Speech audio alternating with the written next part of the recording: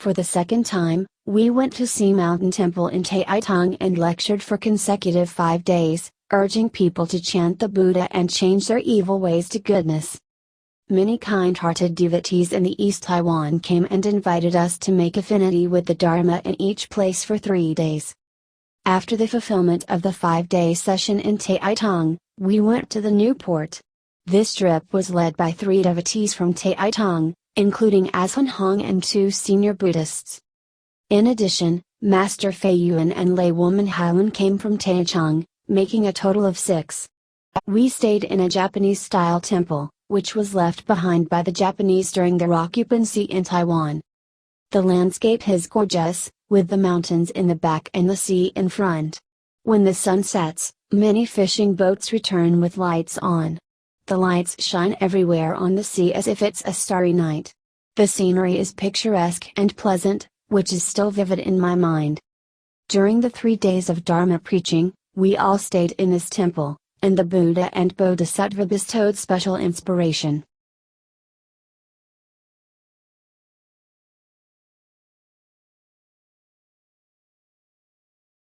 The next morning someone came to the temple and said, "A granny came home last night after listening to the Dharma talk. She climbed upstairs and fell. Her whole body was in unsustainable pain. She screamed all night and could not move. No one could diagnose where she was injured. I beg you to come to release her from suffering." When Fei Yuan heard that, she was like being stunned by a lightning under a clear sky. She had no choice but to go to the granny's home with Hailan and the abbot of the temple. After going upstairs, they saw the lady in her 70s lying on her bed, moaning and pitiable.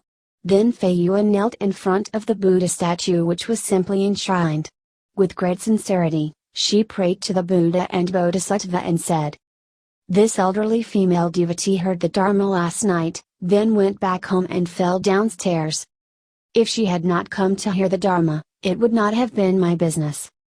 Because we are sincere in advising people to practice the Buddha's teachings, to change their evil ways to goodness, and to be free from suffering and obtain happiness.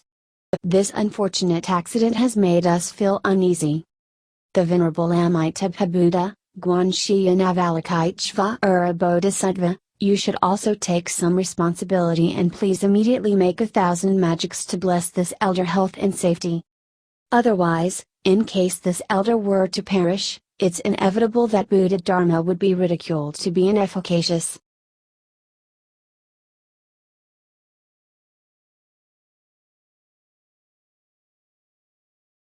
After praying in silence, she recited the Universal Door chapter once and the holy name of Guanxi Yin Bodhisattva, and personally gave her a cup of water.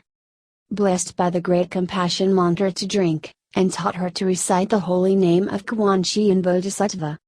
By noon of the next day, the elder lady was already well and in good mood. Accompanied by her children, she came to the temple on foot, with a walking stick in her hand, to pay tribute to the Buddha and to thank the public. If there had not been a blessing from Buddha and Bodhisattva, it wouldn't have been so easy. Even when I think of it now, I am still amused. At that moment, the scene was as if Fei Yuan had lost her parents. She was in unbearable pain because she was actually afraid that the word Buddhism would be defamed.